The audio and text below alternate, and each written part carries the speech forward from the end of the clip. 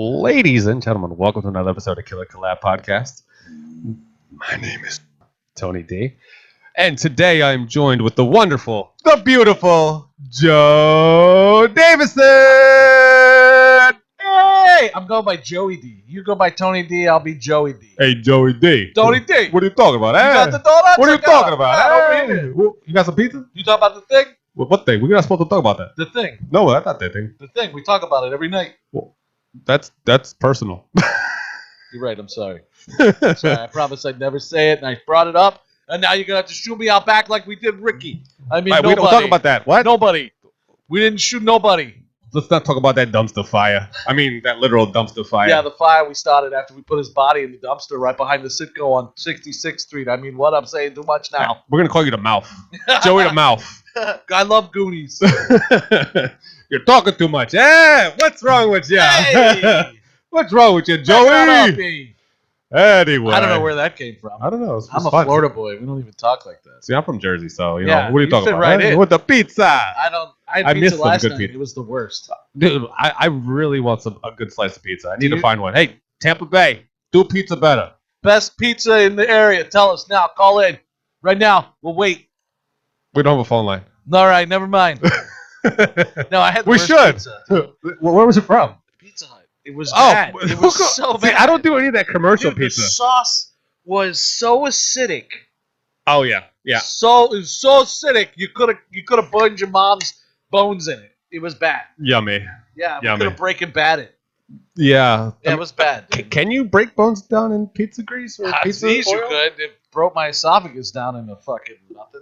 As I drink Pepsi. Yeah. Dude, I do. it was bad, man. And I never get Pizza Hut. The wife was grabbing some food on the way home. Yeah. See, I can't do it. I can't do Pizza Hut, Domino's. I can't Hungry do. House is the only one I like. See, I can't. I didn't. Is that just a Florida place? I don't know. Because that's like I had it once and it tasted like cardboard. It all tastes like shit. Yeah. The best pizza I ever had, honestly. Yeah. New York. Of course. Yeah. Absolutely. Downtown New York. Yep. The slice of pizza was like this big. Oh yeah. And it was the best thing I ever had in my life. Jersey Shore is actually famous for that, for those big slices. Yeah. Like, they're like this big. And Yeah. like I used to live right in It's like Atlantic a City. 42-inch pizza. Oh yeah, I used to live in Atlantic City, and the pizza place that was literally right around the corner sold for $2 a giant slice of pizza. Like I ate pizza like 7 days a week when I Yeah. lived there. Like I literally Looked walked like around the. I'm kind of. What do you weigh? Like $1.28? I wish I'm 210. All right. 210. That's what my doctor said. What I are you, don't. Egyptian?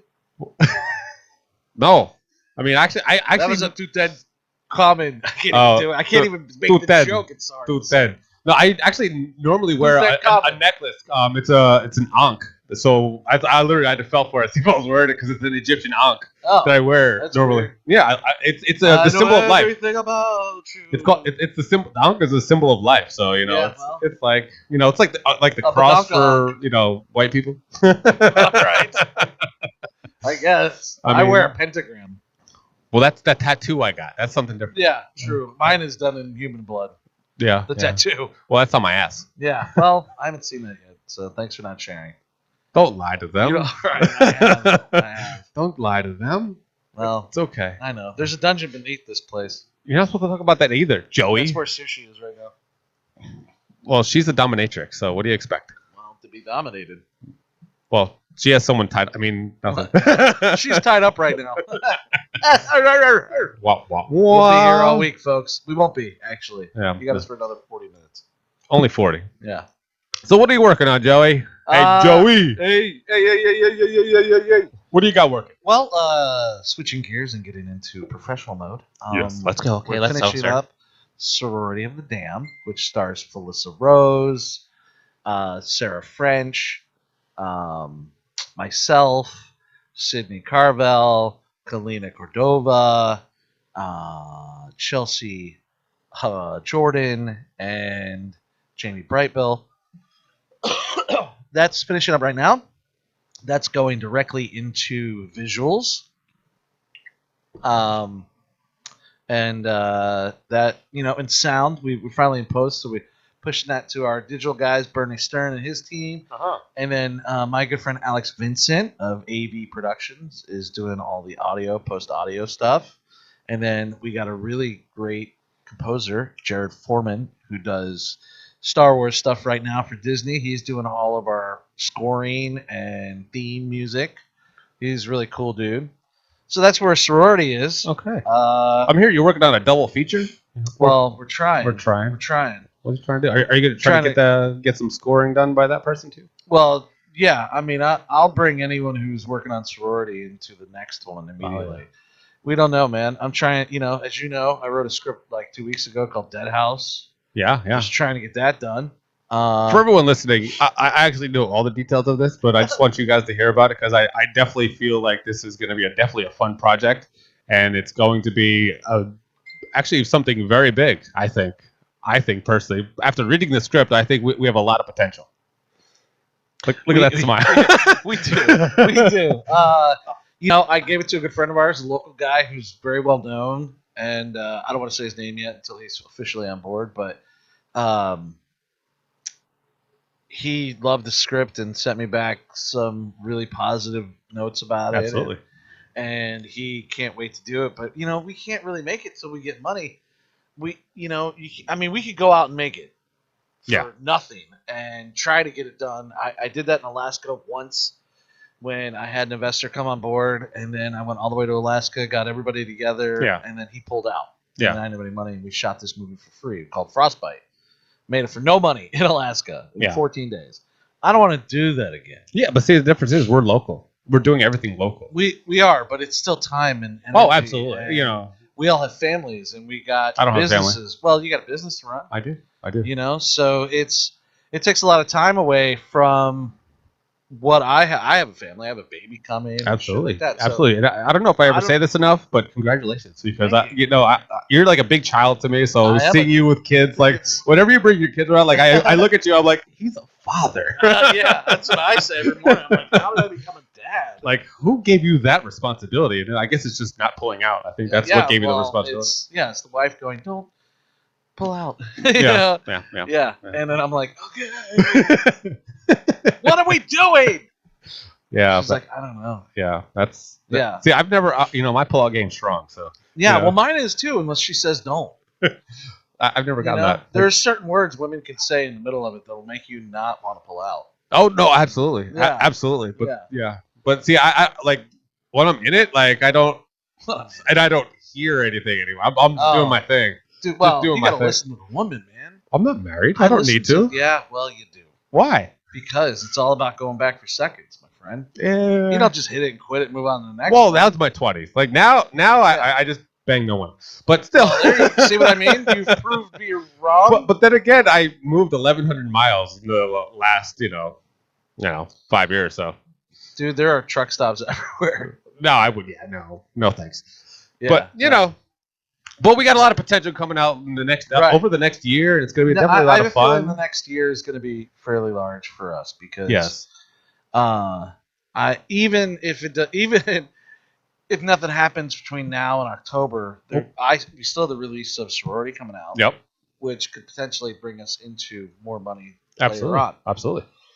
But plus, we got 2 TV shows that we're going into production. Yeah. Yeah. Yours, which is called Welcome to My Life. Oh. Welcome to My Life. What's the theme song? You got one? Is it like Growing Pains? It's actually going to be Welcome to My Life from I don't remember who sings. Raekwon? No.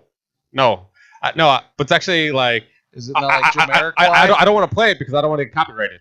So I can't do it unless I get the rights for it. I think we make one up. I mean, I'm not a music writer. Me neither. But we could do a theme song right now. Go. Welcome to my life. Life is always a journey. Dun dun dun dun.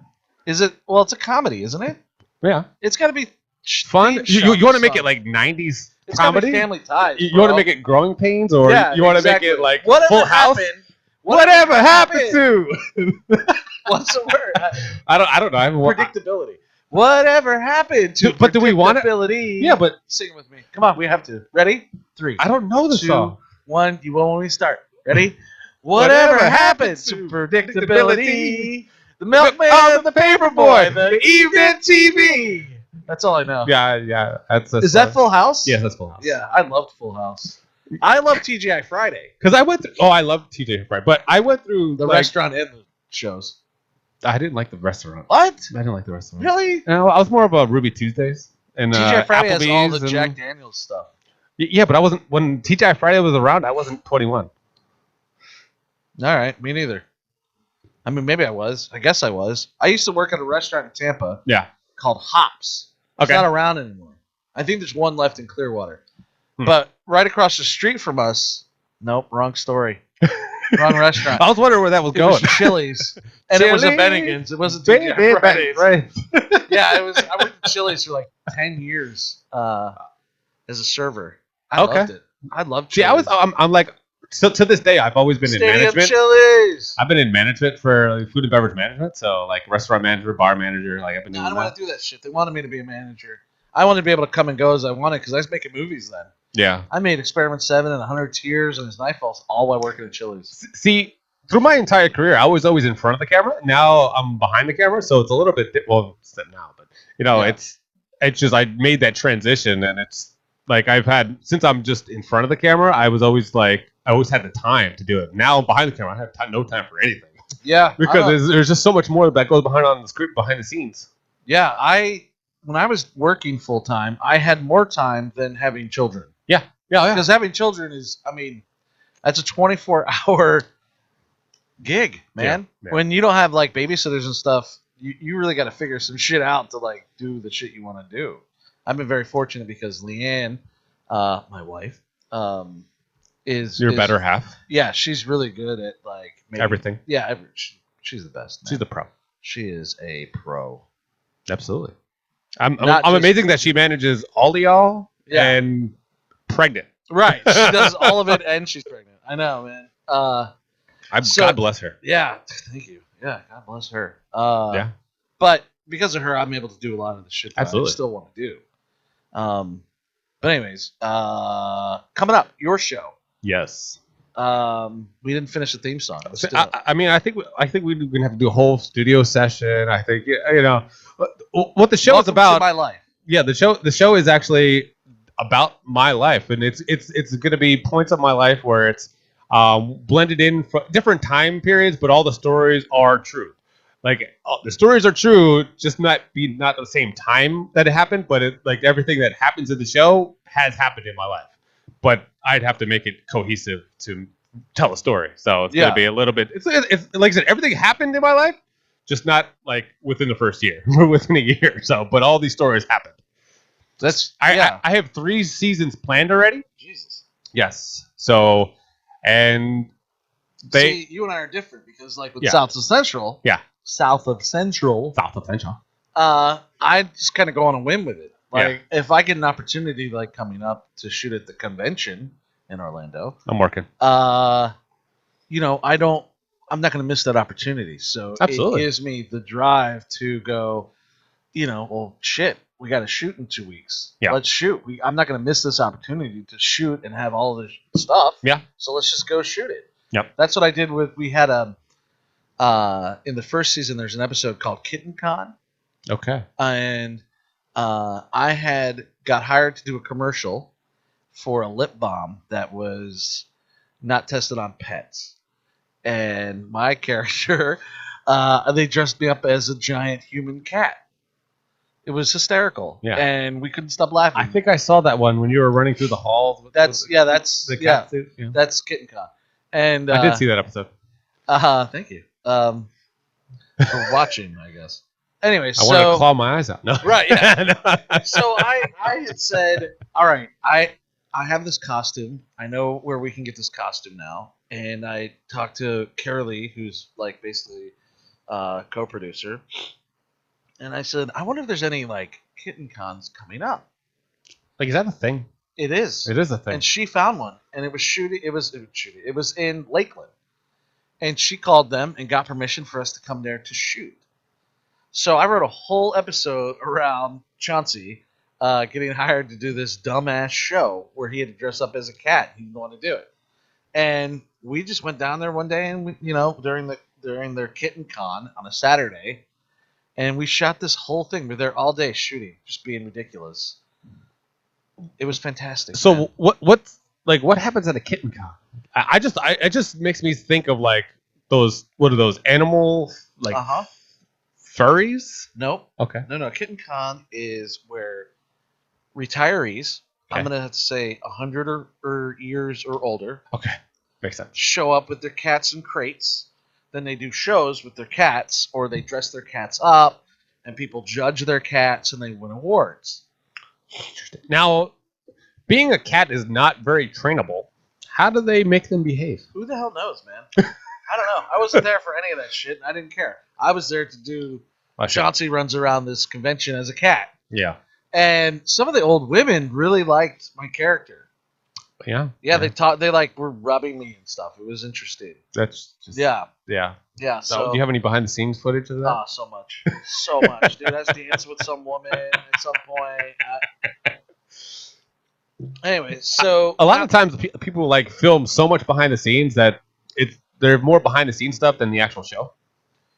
Yeah. Yeah. This is that case because the show's only like 10 minutes long. I got like 2 hours of footage. Yeah. So, and I couldn't use all of it, you know. And then we wrote the ending part actually takes place somewhere else on an entirely different day as filming goes. Yeah. You know. I mean, no, that never happens. We film it all in in live action. So I just bookended it and tied it all together, and it just worked, man. Just kind of like what I'm doing with this convention right now. Yeah. You know, I'll get Chauncey there. We'll meet him at the convention. Nobody knows who he is or likes him anymore. He's got some shit that goes on, and you know, and then we'll cut to somewhere else, and it's after the show or before the show. I don't know. We'll figure it out. Yeah. You know, but it's motivating me to start writing the show again. Which, knowing that, like, we got a certain couple locations that I know we can shoot at, I'm starting to develop season 2 now. Knowing what I got, knowing who I can use and who I've talked to. So, I think season 2 will start shooting probably after we shoot this weekend or next weekend. I want to try to start shooting during the week. Yeah. You know? But we'll see, man. I don't know. I'm not putting any pressure on it. If we can do it, great. If we can't, whatever. I mean, since the show is so short, I think it'd be definitely something that we can pull out weekly. Like, well, I took all the notes from the first show. Everyone talked about how it was a little too short. People want to see it like 15 minutes. Yeah, that's what I was actually literally just going to recommend. Like, we're just pushing it to 15 minutes, and we can develop a little bit more story. Right. Yeah. Get him to know him a little bit more. Some new characters. Have them, you know, feel for the character a little bit more. Get a little, bit, not more like fucking craziness. Yeah, like what is happening in the show? Like they need to know like a little bit more backstory, a little bit more character development, a little bit more like just story. Yeah, I tried to do that in the first season and it didn't go well because my actors wouldn't show up to shoot.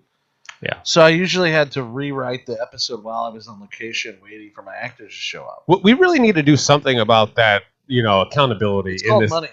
Well, that too. People will show up if you're paying them $300 a day. Yeah. I mean, They won't show up if you're like, yo, come help me make a show to push myself. Yeah. They're not going to do it. They don't care. And I really feel that, like, I don't know. I feel like motivation for an actor really, really doesn't come from wanting just to act in film and television. Film and television actors, I don't think, are like theater actors. Theater actors will act all day long, and they'll do it for nothing. Yeah, they love drama. Film and television actors will not do that shit. They already feel like they deserve $500 a day. Yeah. And they won't push to do their stuff. They just won't do it, man. I've noticed that since I started doing this in 95. I've seen it a million times from people. Yeah. A million times I've seen people go, I'm going to be the next best thing. Yeah. Yeah, no. 15 years later, they're not even around. You know? Yeah.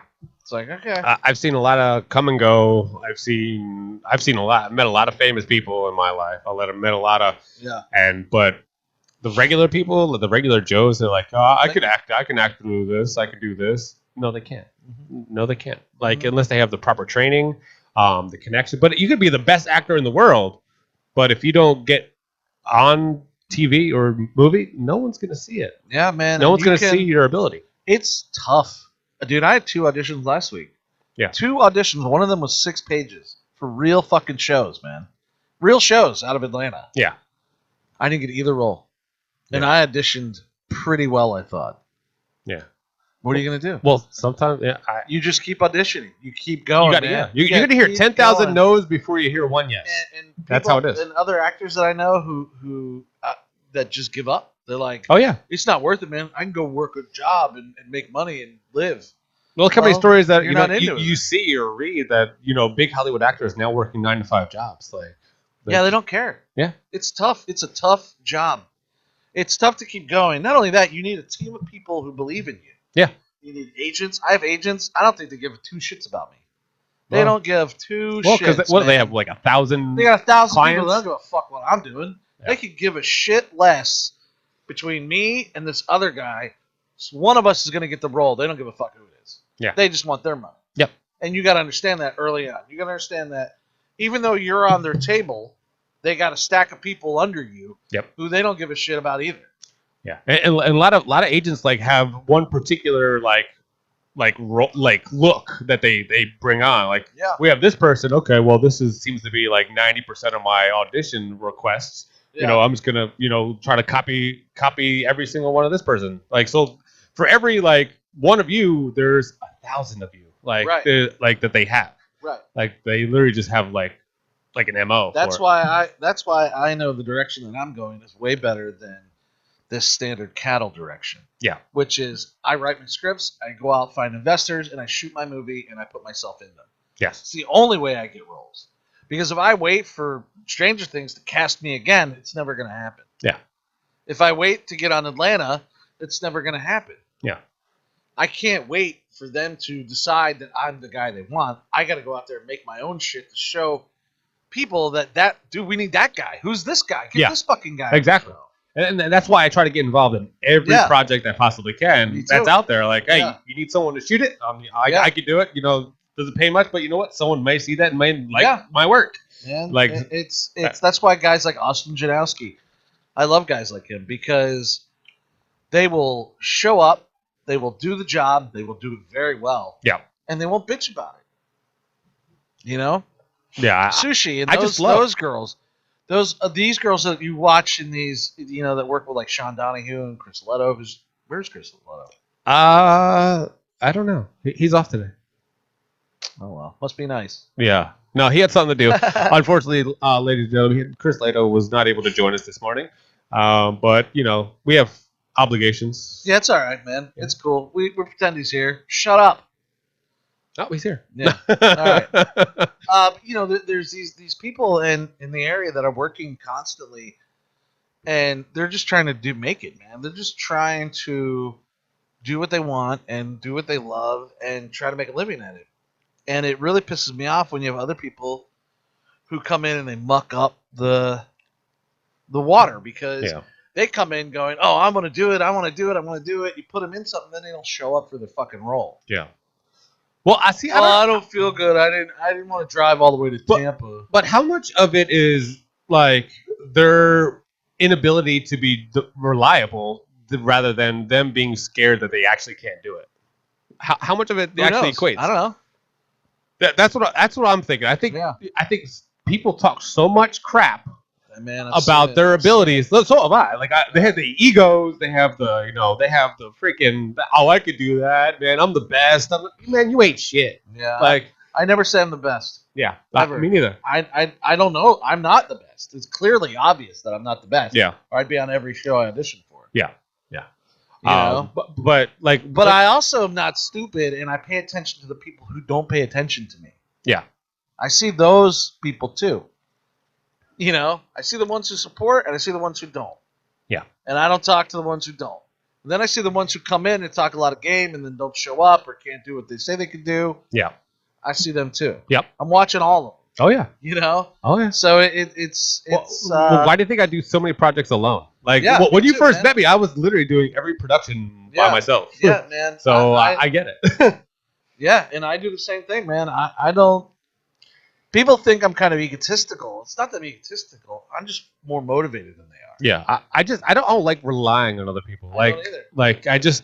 It's so crushing when people because I have these visions like that I want to accomplish and goals and everything like that. And if people aren't like trying to help their goals, my goals, like why am I associating with you? Right. Like It's why? not that I don't like you. Yeah. I got shit to do. Yeah, I want to make exactly. my shit. If you don't want to help out, go do your own thing. I don't care. Yeah. But don't get shitty with me that I can't hang out with you on Friday night. I'm probably doing something for my to succeed. Yes. And they don't understand that. Absolutely not. That's how like so this industry gets so selfish in a way that it's me. But okay, it's more scratch my back, I scratch yours. That's what it has to come down to. But when people are so gimme, those are the ones I avoid, and those are the ones I don't associate with because they do nothing for you. They just push their ego up a little bit more. Oh, I know. Oh, I've worked with this one, or I've done this, and I've done that. Like people are going to notice why people don't want to work with you twice. Like there's like you burn so many bridges. That's why you have to work with so many people because you're burning all these other bridges. Like you got to constantly shifting over. You're not going up. You're just shifting this way. I had a studio 2 years ago, and it was nice. I let a crew come in there to shoot for nothing. Yeah. They blew my AC. Didn't even want to help pay for it. And then I found out later on that they were bitching about how my studio didn't have AC. It was like, because they blew it. They were in there for 3 days shooting, man. They dropped my AC all the way down. They blew my AC. We had to buy a new AC. It was $5,000. Oh, yeah. Bought a new AC. They never helped out. I literally just put a new 5-ton on this. That's getting put in today. They never even fucking said anything. I'm sorry we fucked up your AC. Yeah. I'm sorry we trashed your studio, put a hole in your wall. One of them dropped. I had a giant plaque that fell down and cracked, and they just put it back up. I didn't even notice till like a week later. No apologies for them. I don't even talk to those fuckers anymore. Yeah. And there's like 6 of them. They don't even notice that I don't talk to them. They don't even notice. They know now. They'll never hear this shit. No, they won't. Because they're not. But you know what? 5,000 of you do watch this show, and I really appreciate all 5,000 of you. Yeah, me too. I didn't even know that. Yeah. Yes. 5,000. Yeah. So it's interesting to me that these people like that come in and they just ransack shit everywhere, and then they leave, and then they don't even fucking think about you again. Nope. Because they think they're going to be the next best thing, but they're not. Yeah. Because they're the next right now they're not doing band. shit. They're the next garage band. They're not doing shit, man. What are you doing? Nothing. Yeah. You're sitting at home fucking having COVID or whatever you're doing. You're not even making anything. Then you don't understand that, like, when I go out to do a big project, why I don't call you. Yeah. That's why I don't call you. Yeah. Because you proved to me already once, either by your attitude or something you said to me that you think I didn't understand, like you insulted me. Yeah. You know, another guy told me one time in my own studio, that doesn't matter what I've done. Doesn't matter what I've done. And we're in my studio. It doesn't matter what you've done, Joe. What? Dude, I hired you for this movie. I hired you for this movie, and you're telling me that I'm a piece of shit and doesn't matter what I've done? I'm paying you. Yeah. Shut the fuck up and get out of here. Yep. Exactly. And they just don't get it, dude. Nope. They don't understand that fucking thing, dude. They don't get it.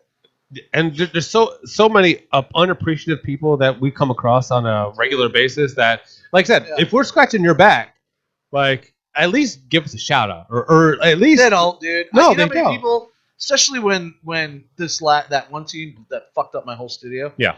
When they were promoting their shit, they didn't even give us a credit in the fucking credits. Wow.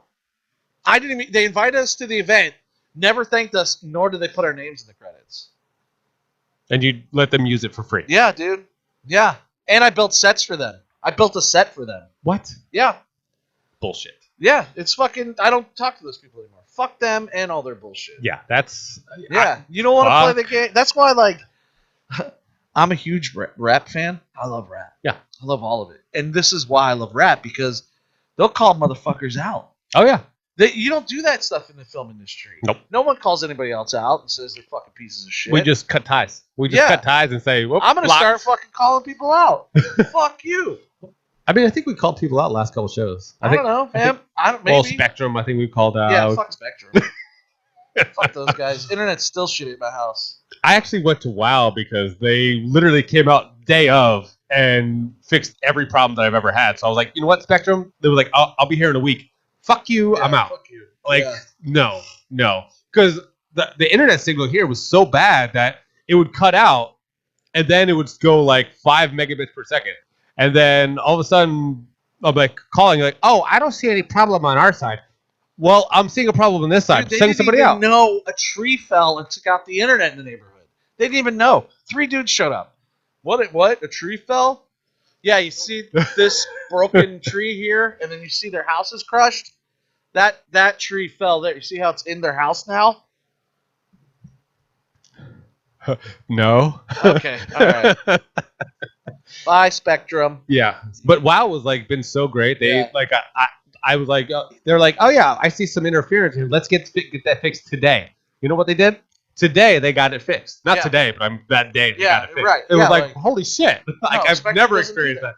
that. Comcast doesn't do that came either. out, they had 3 different people came out and looked at the cable and left and never did anything to our internet. Like I don't. How do these businesses stay in business? I don't know, man. I don't know. And I don't know. Whatever. We go all day about that shit. But I'm just telling you. Well, I'm just saying it's in our industry, it's pretty much the same. Like you're a moron, and you don't like you wonder why people don't work with you is because you don't give a shit about nobody else but yourself. Like you don't. There's only so much that we can do for it. Like we're gonna put you on a movie and try to get you bigger roles later. Okay. They don't think that far ahead. No, man. they don't. They don't think that far ahead. No one thinks today's work will get you tomorrow's food. And I don't see how they can think like that. Like, how do you not know that? Like, because they're not in it to win it, man. They're not in it to be successful at it. They're only doing it as a hobby right now because at this point in their life, this seems like something fun and interesting to do. Yeah.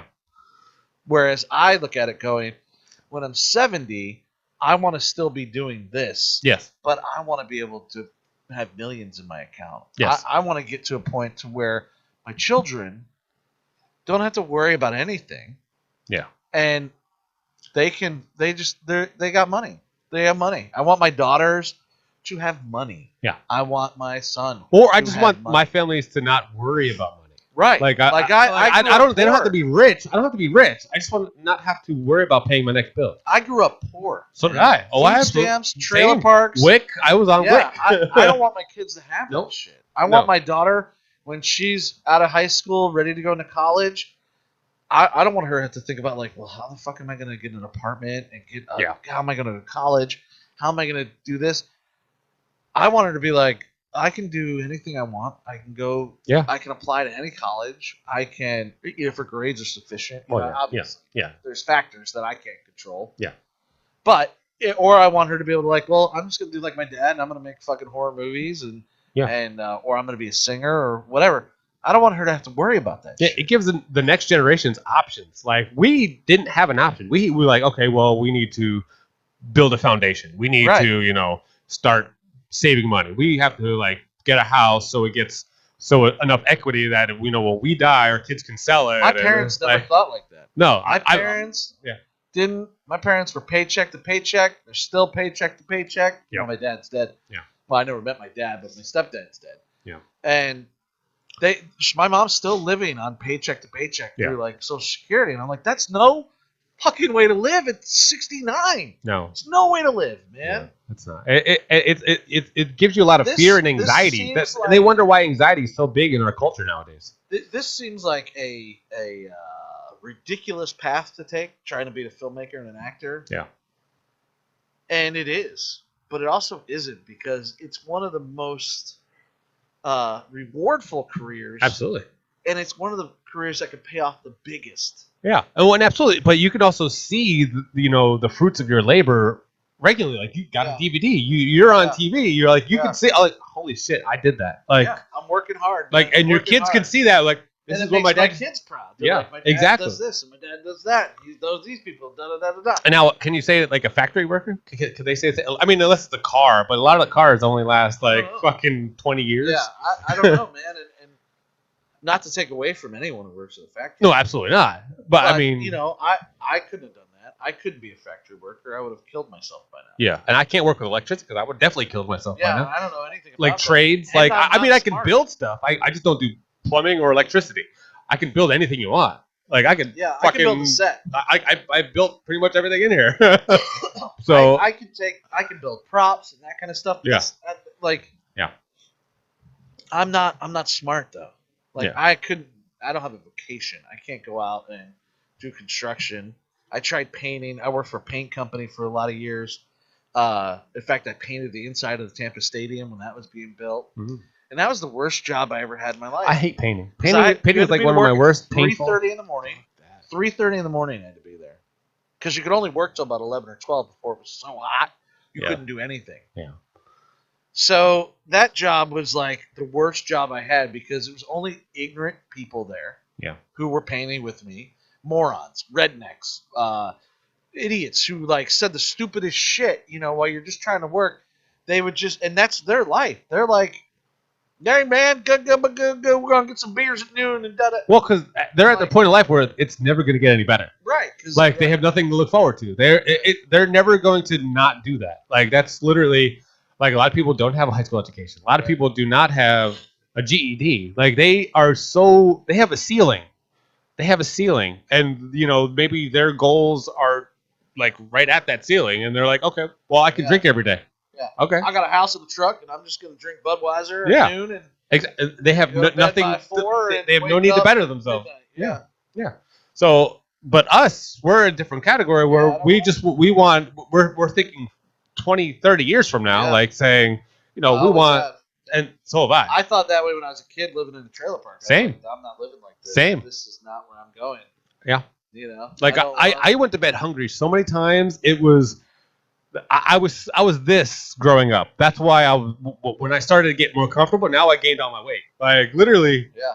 like I didn't start gaining my weight till after 20, 21, 22. Like I was a manager at 19. 19, I was a manager. So like I was like, I'm not living like this anymore. So when I started waiting tables, I realized that's the best opportunity path for me because it was the only job I found that I could give a shift away or pick up a shift that day. Yeah. Because other servers will pick up your shift. Other servers Oh, will yeah. take your tables. You can pick up someone else's shift. Yeah. And if you're good, you can make $300-400 a weekend. Yeah. And survive. Yeah. And that's what I was doing, man. I was working. My Fridays and Saturdays were doubles. People don't even make that a week. I know. I was doing doubles on Friday and Saturday, working all day. Oh yeah. The servers that would come in, like whatever, they come in Friday to close. They want to be out of there by 10 o'clock because they want to go fucking get drunk, and I would just work. Yep. Just work and work and work and work. And now I'm funding a movie, and I'm working, and I'm working, and I'm working. I'm making another movie, and I'm working, and I'm working. So what? I was tired, but I didn't give a fuck. I'm tired now. Yeah. And I still do the same thing. You can't. It's just a different mindset, I think, and it goes all the way back to what are you committed to, and that really fuels me where I'm at. I want to make movies and act and do shows, and Same thing. So I do everything Absolutely. I can to make that happen. And that's why I'm trying to build my dream here, where I don't have to, like I said, so I don't have to worry about it later. Like I want to build the foundation here. That's why I'm like trying to do everything correct, trying to establish like each individual business that I'm running right now, and basically that foundation I'll be able to build my building blocks. So I don't, in, let's say 5 years that we have another location, we have a bigger actual full studio. Yeah. Well, I have a full studio here, but like an actual a studio, like a team under us, like a marketing team, an advertising team, like a casting director, like shit like that. I want to be producing movies. Yeah. I want to make movies. I want to film movies. I want to be in movies. I want to literally do everything that, I've been trying to do as an actor myself, trying to be in these movies. But you know what? I'm just going to make it happen. That's literally what I'm doing. Just make your career happen. And that's why that's all I've been trying to do. It's absolutely. So we are trying to establish ourselves because no matter what, we're only as good as, people see us, we're only as good as the next movie. That's how people see us. Like, what have you done lately? As good as your last failure. Yeah. And people have that in the back of their mind, like, oh well, you just did a movie that flopped. Like, why? What? Yeah, fuck you. Yeah, exactly. Yeah. But you know what? We're gonna keep walking forward because we learn shit from our past failures. Yeah. They don't. They just keep failing, and then ultimately they quit. Yeah. We, we'll step into a bear trap, take it off, clean ourselves off, and keep walking. Yeah. That's basically what we have to do in this industry because no one's going to give us anything. No one's going to give us anything. No. We have to go and earn it and take it, and you know what? And then polish it up and then shove it up someone's ass. That's literally what we have to do. Basically, yeah, man. And so that's just my cameras. Angels. Ooh. But that's just something that we have to go through our entire lives trying to pursue because, like I said, people don't understand us. We are a different breed of people because our mentality is looking for, like I said, our futures. They don't understand that. They would like I said, a lot of people are working paycheck to paycheck. How am I going to pay my light bill? How am I going to, pay my rent bill? How, like, people. It's tough, man. It is. It is excruciatingly painful. Yes, but we have to look past. Well, absolutely, this place costed me a fortune, but this is something, a sacrifice that I make. A stepping stone to get to where you need to go, man. Absolutely, and that's where the value comes in. I think a lot of people don't understand where they have to put their value. Yes, they put their value in their egos. Yes, not into what they need to do to build a future. Yes, into I'm the best in the area. I'm going to be this. I'm going to be that. How dare you not offer me $500 a day? And they got nothing to prove that they were worth that money. Yeah. They don't even have an acting reel. Yeah. Like I've seen everyone's IMDb page. You guys have nothing. I have more on my IMDb page than you guys. Yeah. Like I don't. Just it's. But that's why guys like us, we strive until we get to where we're happy and to where we want to be, and then other people are like, well, how the fuck did you do it?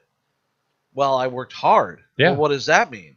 It means being committed. It means not going out on Friday nights and drinking with your buddies and staying home and writing a script or working on a website or building up your studio or finding out what you got to do to get that next piece of equipment. Yep. That's what it takes. Yep. It doesn't mean going out and talking at fucking Denny's till 6 a.m. with your friends about what you could achieve. You just go out and achieve what you need to do. Absolutely. Absolutely. And like for every equipment that I have, I literally saved up individual savings accounts. Like, oh, I saved up. Okay, now I can buy this next week. Or I literally did that. I did that with the studio too. I was like, okay, now I can afford the studio. Just building it.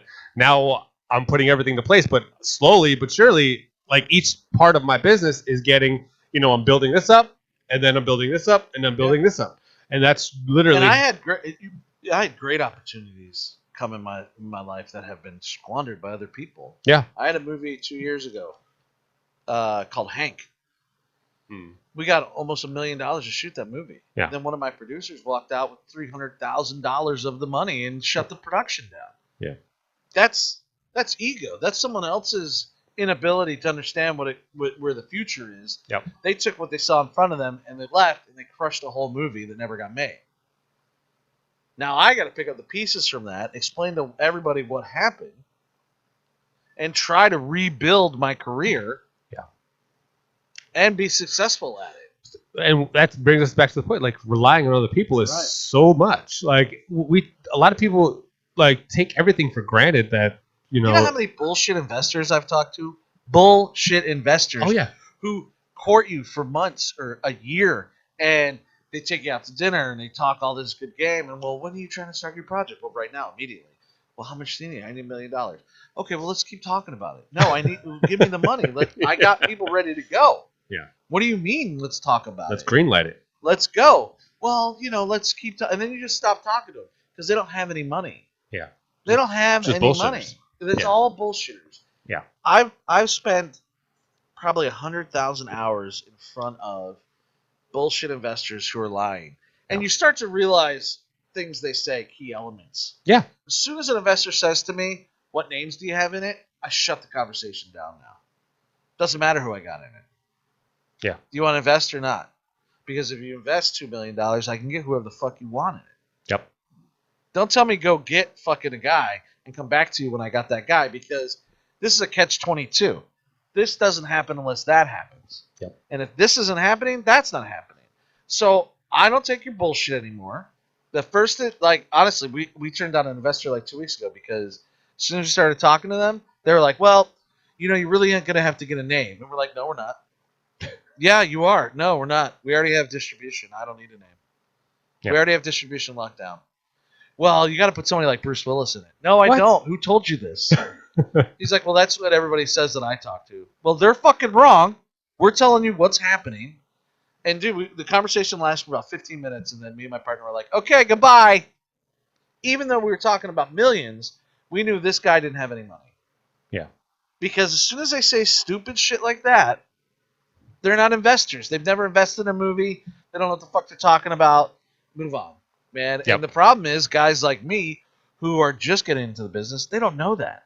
They don't know these bullshit investors who are just trying to play this game to get to know, I don't know, filmmakers. So they want to play this game. It happens a lot in LA. You go out to lunch, you meet some dude, you go out to lunch, you're talking about your movie, they're going to invest, and then you find out halfway through the lunch, they don't have any money. They don't have any money. And you realize, looking at him, you're like, oh, he's wearing a pretty cool suit. Oh, wait, there's a huge rip in his pocket. Oh, yeah, he's got fucking, his shoes are old as fuck. You realize, they don't have money. Yeah. Oh, yeah. Dude, I had a guy come to my studio, 3-piece suit, talking game, dude, flashing $100 bills. Opens up his suit pocket. The inside pocket is ripped and shredded along with the inside lining of his jacket. And I saw it, and I was like, huh. And then I kind of started looking at him, and I noticed his shoes were a little old and not clean. Yeah. One thing I do is clean my fucking shoes, man. Oh, yeah. Because if there's one thing my dad taught me was you learn something by someone by their shoes and by their nails. Yeah. They got dirty shoes and dirty nails. My nails are good. They probably work hard for a living. My nails are good. If they got clean shoes and clean nails, they're probably a banker. I'm not wearing shoes. Well, whatever. This doesn't count. I'm talking in a business opportunity. You know what I mean? No, absolutely. No, I'm just fucking with you. But yeah, absolutely.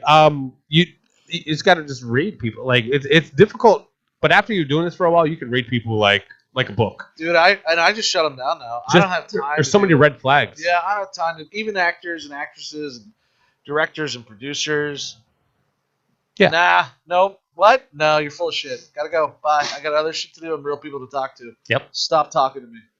And people think it's an ego, and it's not. It's a time-sensitive matter. It is. My time is with money, and if you're full of shit, I ain't got time for you. Yep. Stop talking to me. Yep. And people find that hard to deal with because everyone wants to live this dream. When you're out to lunch with a potential investor or producer or director, you want to live in that moment where it's all beautiful and the future is untold. Yes. And it's hard to take those glasses off, those rose-colored glasses, and look at somebody for what they're really saying to you and offering to you. Yeah. Oh, a lot of them are car salesmen. A lot of them are just promising you whatever you want to hear. Yeah. And never gonna fulfill the contract. And they got a trailer full of dung. I talked to a guy, dude.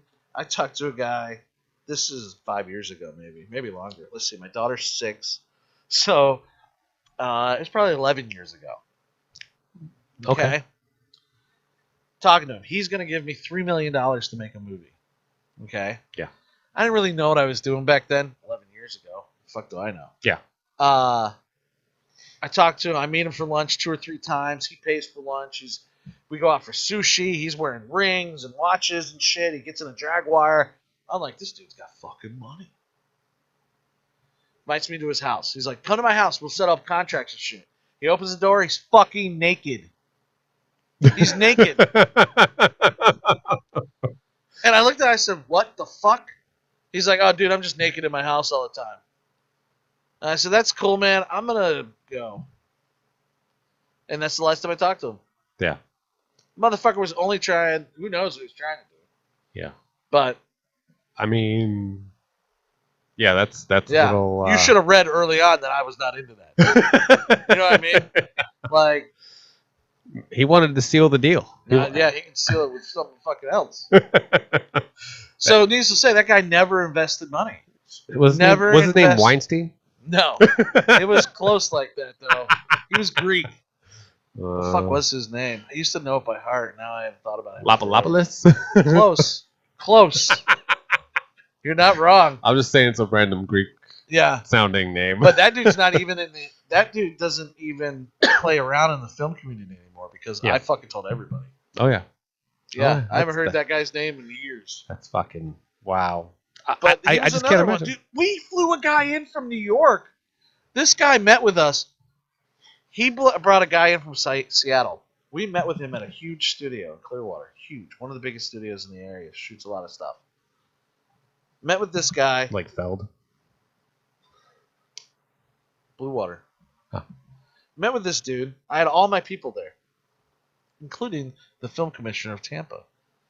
Meet with this guy. He's promised us $5 million. We're all going to make this fucking movie, man. He goes, let's work on the budget real quick. So they go off. They work on the budget. He comes back. We're supposed to meet on Sunday. He's going to sign the check.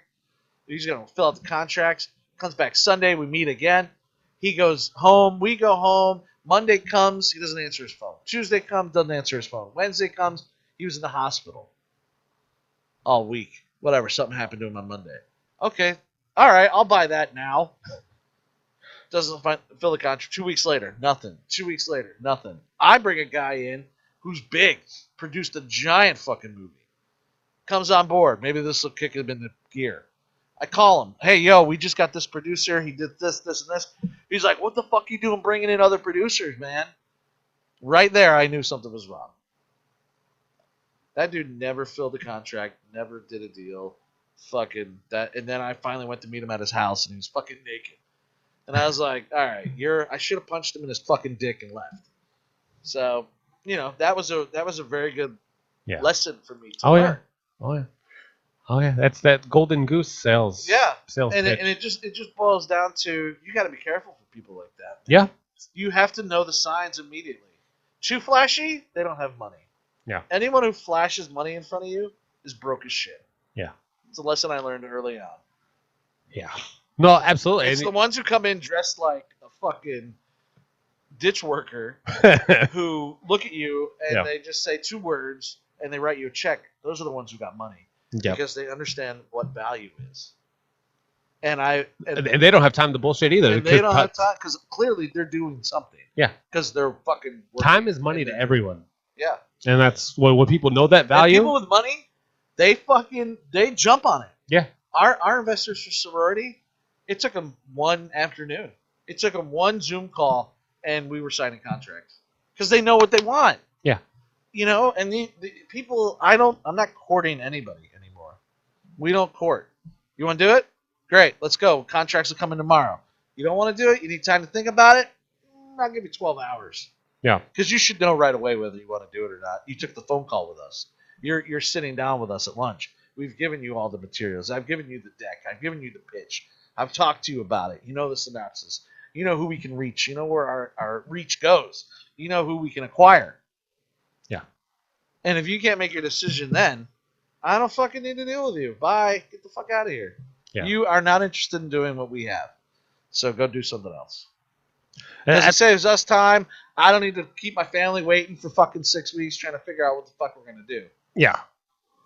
No, absolutely. Anyways, but if you are interested in investing in films, please call in. We don't have a phone. Oh. Please text in. Reach out to Killer Collab Podcast on Facebook. Say, I have money to give you.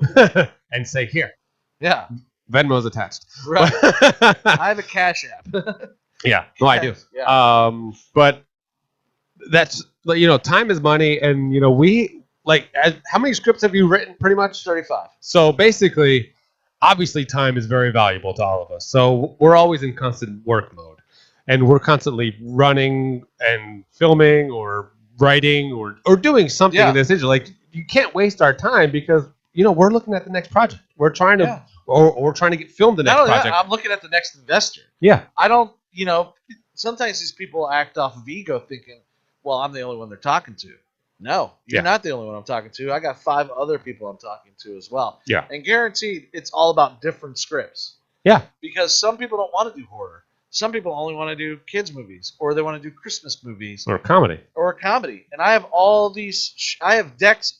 I have 15 decks ready to go on 15 different scripts. Yeah.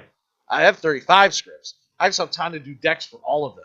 I just don't have time for it. Well, and like I said, and as you said, different investors invest in different types of movies, different projects, different different cast, different just different reels in general. Why someone doesn't invest in horror, I don't know, because it's the best grossing money there is.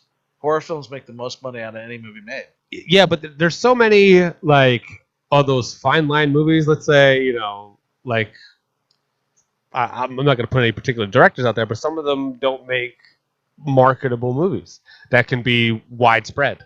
And agreed. You need right, and that goes back to like early lessons you learn about. You hear these same kind of like catchphrases from investors. What's the marketability? Yeah. And sometimes you're just like, what the fuck do you mean?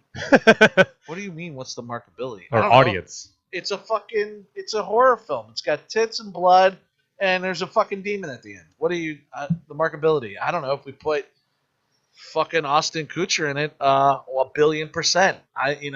If you're only shooting for $100,000, the marketability is lower end. Limited. Yep. Limited. So I just say in all my meetings, the exponential growth is perceivable depending on the budget. Because if let's say we make the next movie and we can get someone like Nick Offerman in it. Yeah. Exponential growth. Because you don't know what hell he's going to bring in. You're going to have horror fans who are going to go see it because they like Nick Offerman. But then you're going to have Nick Offerman fans come in who've only ever seen him in Parks and Rec. Yeah. And they're going to be like, well, I got to see this movie. He's in this horror film. It's Nick Offerman. We'll see what he can do. Right. And sometimes actors will do a role because they also need to break out of their stereotype. Yep. The cookie cutter. Yep. Yeah. So, they want to get look at Daniel Radcliffe. When he got out of Harry Potter, he did that movie with that horror movie. Was it Black Dahlia? Nope. I forgot what it was, but he did a horror movie, and it woman something. Well, I don't remember. Something woman. But he did that horror movie completely out of, and then he did that other thing completely naked. And then he's done a ton of low end movies. And then he did Imperium, where he was a fucking. He did Guns Akimbo. Yeah. And it's someone like him, he doesn't need the money. Mm-mm. Harry Potter, any of those kids, Keira Knightley, no, Emma Watson, and Keira Knightley did the Pirates of the Caribbean. What's his name? Rupert Grint. Rupert Grint. Those guys, they don't need money anymore. Well, hopefully they did a back end contract, but I'm sure they did. Like a whole distribution thing. Well, at least by the last couple movies, probably when they got older and understood the business a little bit more compared to when they were 10.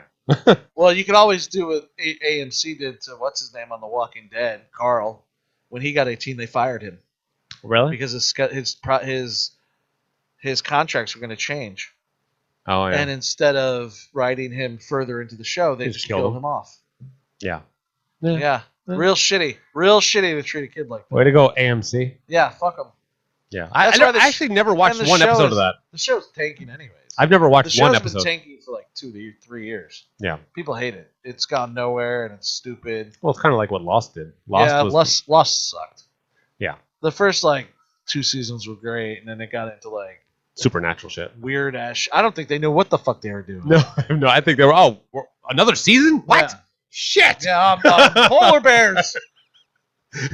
What, John? Oh, just doing cocaine all day with so much money. Yeah. Well, that's pretty much like you want another fucking season? We just literally killed everyone off. Everyone is dead. They're all dead. The island, they're all dead. Write more. What? Okay. They find a car full of heroin. How about that? Sold. On an island. Yeah, on an island of dead ghosts. But I think that's where American Horror Story is going, because I think they're running out of shit. Now they're just retelling stories just a little bit deeper, I guess, in the new series. I will say I've liked all the American Horror Stories. Did you? My favorite is Coven. Yeah. And then I liked Carnival. That was awesome. See, I can't do clowns. Well, fuck him. He's nothing, dude. I'm just saying I can't do clowns. That clown is nothing, man. Compared to Gertie. I wrote 100 Tears. Yeah. Gertie would kill that motherfucker in a half a second. Well, look at the Terrifier. Fuck him. They stole our fucking theme. But dude, clowns freak me out. They made a black and white. We did 100 Tears, black and white clown.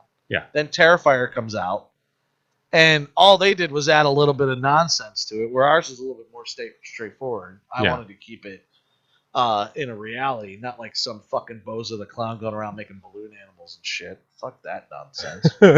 This guy's a sociopath, not a goddamn fucking party clown. Yeah. You think John Wayne Gacy was making fucking little fucking balloon animals for his boy toys before he ate them? No. Buried them? No. Maybe? I don't know. I mean, you never know. No. I mean, we don't know. We never hear the whole story. We just hear the pieces that get some, We'll never know the whole story. Oh, no, never. Never. No one will ever know any of them. Ted Bundy, you'll never know what he was thinking, man. No. You don't know what happened to him. It's all hearsay. You'll never know what happened to that person to make them do what they did. Nope. It's probably the same shit happened to them. Yeah. And they got out of it somehow. And now they're fucking Looney Tunes. Yeah, fucked up in the head. Yeah. You see that all the time. Like, people fucked up childhoods, and then, something just clicks. They're out wearing skins now. Yeah. Yeah. I'm so pretty. Pretty. Loves me. Oh, man. But anyways. But I think this next year is going to be very fun for us. I think we're going to be very successful. I hope we're going to be successful. Yeah. But you know what? We're going to keep going. Either way, it doesn't either matter direction. what happened. Yeah, we're going to keep moving forward. Yeah, absolutely. Yeah. And that's just the people we are. So do I. I got a goal, and I'm quickly getting close to that goal. Yeah.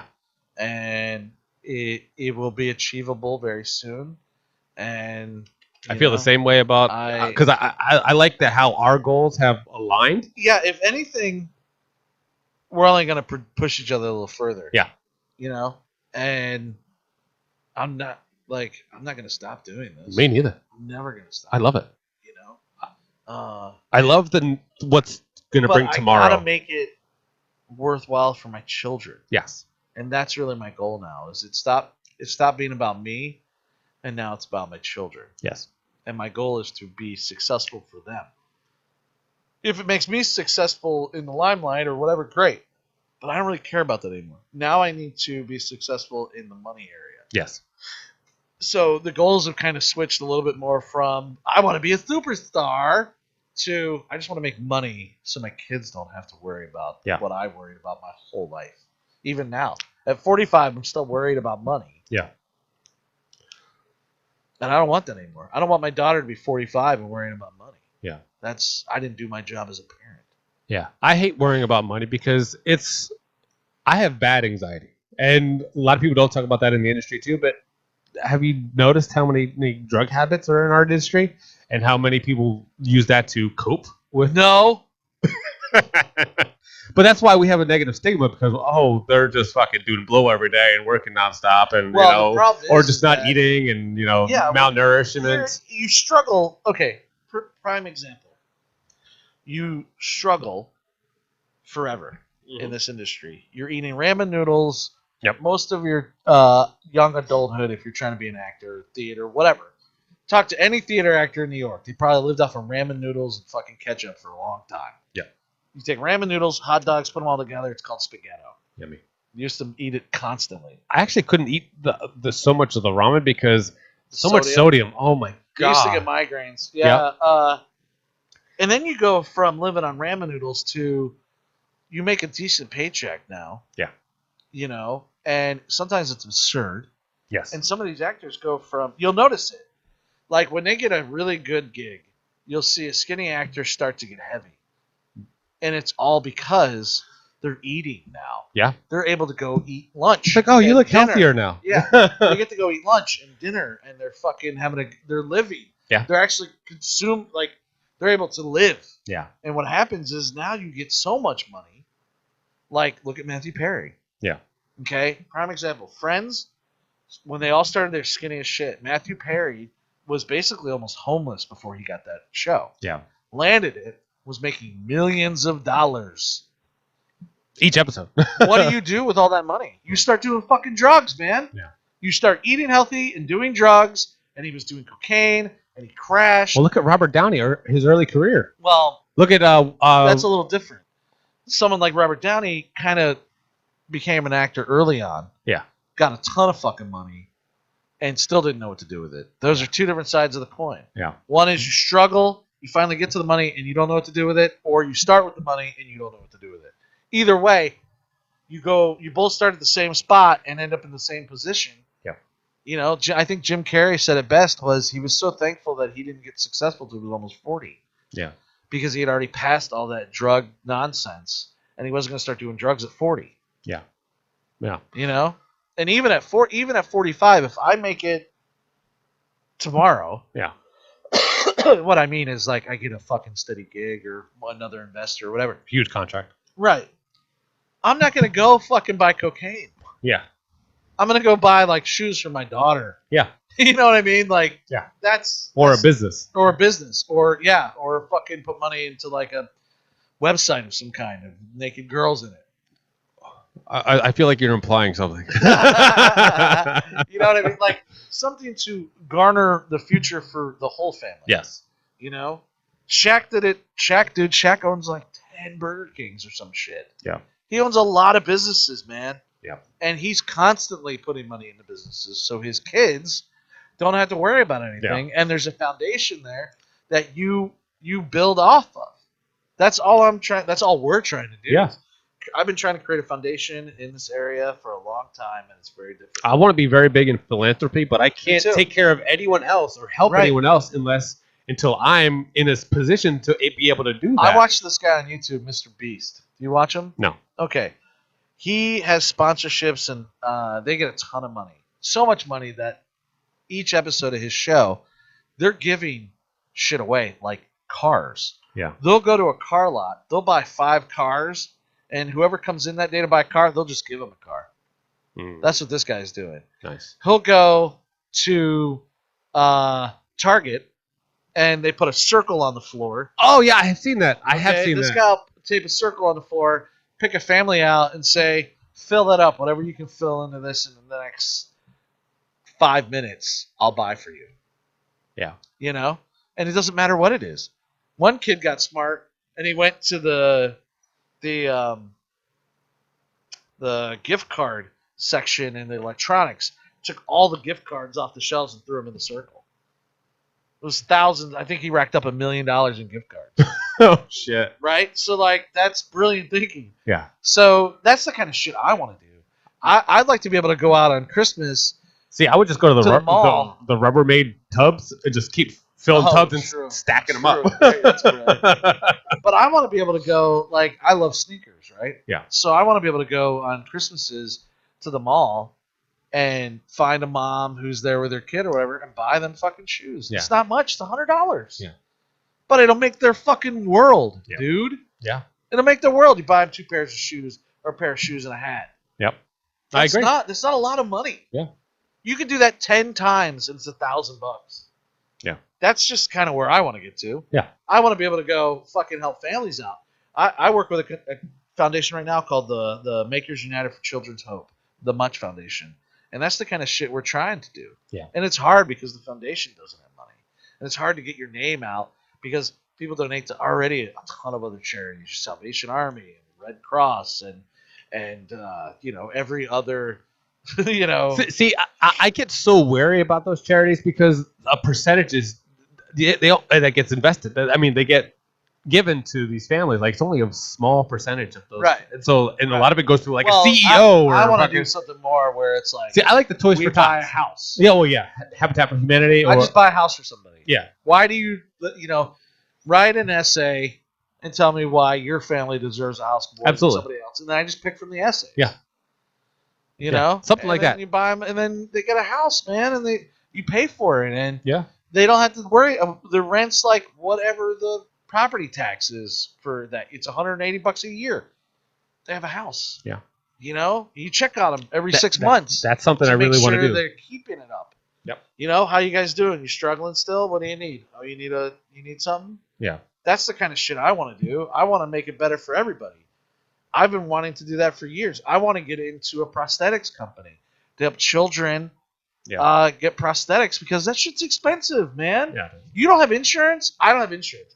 I can't even go to the doctor. I mean, I have insurance, but yeah. I don't. My wife has it. All our kids have it. I have it through the company. I don't have it. Yeah. And it's crazy. Yeah. It's crazy when I get sick, the shit I have to do to go fucking get looked at. Yeah. It is definitely expensive. And I think like places like the Children's Hospital of Philadelphia, or like CHOP, or Right. any of these hospitals that literally they give no bills to the families, and Right. that's something that I want to invest in. Like I can't like stomach You know who sick does kids. that in the area?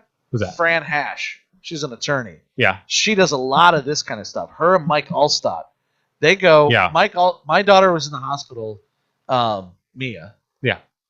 6 months ago or something for a couple days, and she got a package from the Allstott Foundation, and it had candy and toys and all this shit in it, man.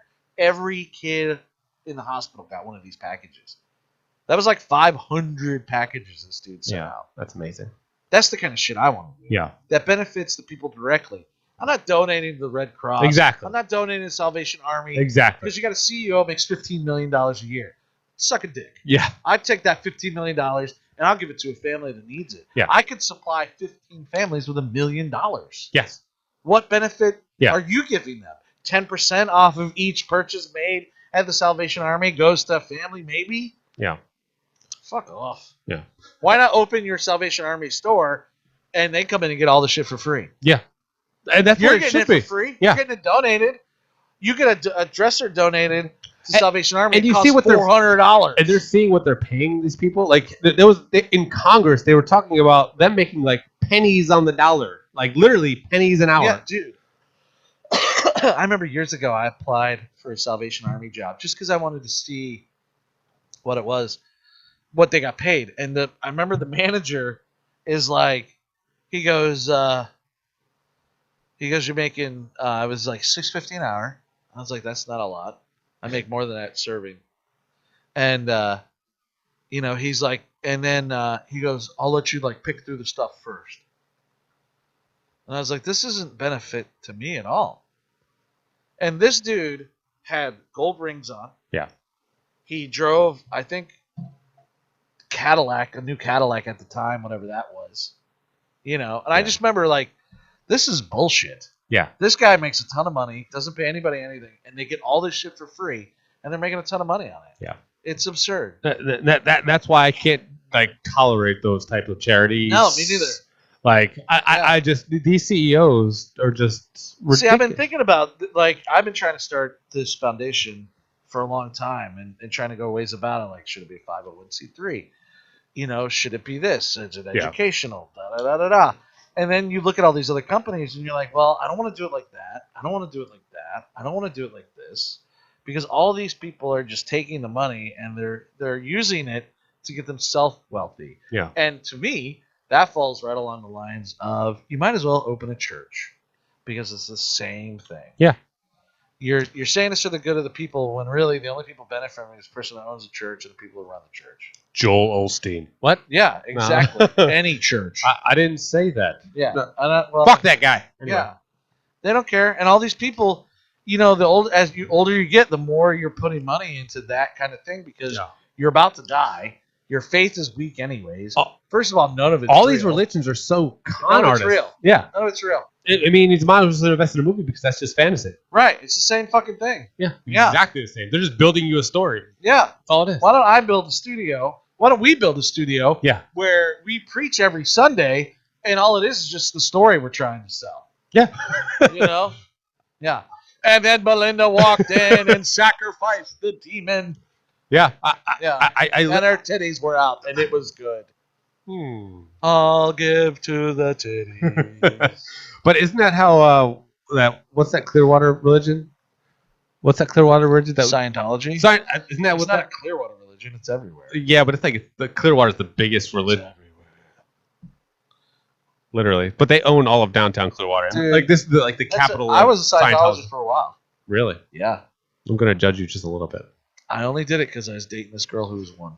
Was she hot? Yes. That's the only reason. Yeah. The only reason. I met her, and she was this beautiful blonde with big old titties, man. It's Clearwater. Yeah. And she liked me. I mean, I have no idea what you're talking about. I don't know if she liked me because she wanted to convert me into being a Scientologist, which is like a weird fucking way to go Oh my about God, meeting yeah. a man. But we hit it off. And I was like, yeah, I'll study your religion. Sure. You know? Religion. Yeah. Donald Ron Hubbard. Yeah. Like, Whatever you want me to say, keep that on this. Yeah. Yeah. You know, all over. Okay. Yeah. Yeah, right. Yeah, I love Scientology. How do you say it again? What? Yeah. No. Oh man. More like Scientology. Anyway, that's a little too much. Yeah. So I was in it for a while, man. That's crazy. And they will track you down. Oh yeah. Oh yeah. Yeah. Oh yeah. I don't have a problem. One of us. Well, I us. don't care about anybody, and I don't care about anybody's religion. Yeah. You do what you do makes you happy. Don't bring me into it. If it affects me or my children, Yeah. or children in general, Yeah. then I got a problem with you. Yeah. And Absolutely. that's straight across the board. Straight across the board. I don't give a fuck about your religion. The moment it hurts somebody, Yeah. now we got issues. I take that personally. Like Yeah. honestly, if it affects children, I take that personally. I just want to slit your throat. Like I just stop. Just stop. Leave the kids out of it. I get a little bit more in detail than that. Like I'll take a bat, and shove it in your mouth. And then Oh yeah. No, absolutely. Absolutely. Like, I have no problem with hurting anyone who hurts a child. Absolutely. Nobody. Absolutely. And I'll do it zero. I'll do it with gusto, and I'll do it with improv, and I'll enjoy it. I'll literally enjoy this motherfucker. Yeah. I'll sing and hit you with a baseball bat. Yeah. I don't know. You are hurting kids, and I'm gonna kill you. Decapitate. Yeah, there you go. Anyway. Pull your nails off. Oh, that's brutal. That's the kind of shit I want. Oh yeah. Okay, ladies and gentlemen. All right. Ended on a good note. Yeah, that is a good note. No, we didn't even talk about the most important thing. What's that? Norm Macdonald. Oh man, we didn't talk about Norm I Macdonald. know, man. I was pretty sad he died, dude. He was one of my favorites. He was great. Like he was, like no matter every time I looked at him, I just felt like I needed to like laugh or smile. Like just a story he would tell, or just the stuff that he would say. His humor was so dry. Yeah. I was like, like you just couldn't help yourself but laugh. I've been watching all these clips people are putting up of him, and I didn't realize like I've seen all of them. Yeah, I've seen all of his work. Yeah, I've seen all his movies. They're all fantastic. Well, they're all right, but he was great. But yeah, him. Great. Yeah, Every roast he was at. Oh yeah, dude, he could just lay into somebody. He just, like I said, as you said, his humor is very dry. But you know what? He just told you the way it was. Like he literally just told you exactly the way it was. I didn't even know he was sick with cancer. No, I didn't know that. But you know, that's just like Chadwick Boseman. I was just going to say that, like, well, and he wanted it that way. Yeah, Chadwick Boseman did. I don't know if Norm Macdonald did, but he just. Yeah, well, he didn't tell anyone at Marvel he had it. No, he didn't. He didn't want to. And what he was able to do with his body, he was still able to fight and do stunt scenes. He's got cancer. Yeah. I can't even get off the couch. I don't even have anything. Yeah. I mean, I got 5 slip discs or something. Yeah. Well, that's for another day. Yeah, whatever. But with Norm Macdonald, like it was just a shock to the world. Like every social media, every news. I saw it and I was like, whatever, lie. Yeah. And then like an hour later, it was like everywhere. Yeah. And I was like, what? Yeah. I mean, it hit me not as hard as John Candy, because when John Candy died, he had a heart attack. I cried. I was driving. That was me with Robin Williams. I was driving in my car. I'll never forget, man. I was driving in my car and came across the radio. John Candy had a heart attack and died. And I was like, that's my idol. Yeah. I was like, I can be John Candy. Yeah. You know? Yeah. All right. But like I said, that's how I ended on a sad note. Well, that's how I was with Robin Williams when he passed. Like that hit me. Like because everything I wrote was based on not based, but it was like inspired by him. Like just being like a no holds barred. Like he suffered from mental illness, man. Nobody knew. Yeah. His public didn't know for sure. No, absolutely not. You know, but every comedian like that is suffering, man. Yeah, like because a smile on your face. There's something behind it. It's just you draw your comedy from the tragedy that people. You just can't because you don't want other people to go through that. So you're just like, you know what? I'm gonna make this person laugh. I'm gonna make this person smile. I'm gonna make us have a great day. Childhood. Yeah, because my childhood was horrible, man. Yeah, and the comedy brought me absolutely. That's literally why I write comedy. Watching A&E at the Improv every Friday night is what like really got me through my childhood. Yeah, no, absolutely. But watching these old comedians, Bobby Slayton and Kevin Pollak and other ones I can't think of right now off the top of my head. Bob Saget. He was really funny. He's a great stand-up. He's really really good. Yeah, he was better than Full House. Oh yeah.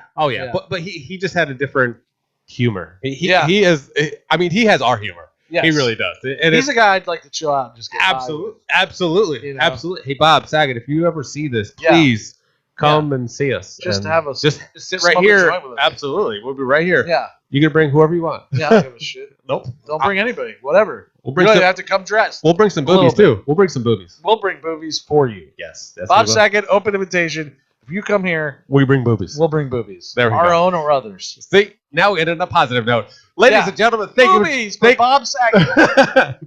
that should be a hashtag. It is. Boobies for Bob Saget. It is now. Boobies for Bob Saget. Yes. Ladies and gentlemen, thank you for joining us on the Killer Collab Podcast. My name is Tone Deaf from Florida, Tony D. Thank you for joining us. As now you know, Joe Davison is now a major staple in our Killer Collab Podcast. He will be here week in, week out, unless, he calls out. But that is what show up. Till that day. Ladies and gentlemen, thank you for joining us. Stay happy, stay healthy, do everything right. Do Boobies it for now. Bob Saget. Boobies for Bob Saget. Boobies for Bob Saget. Hashtag bye.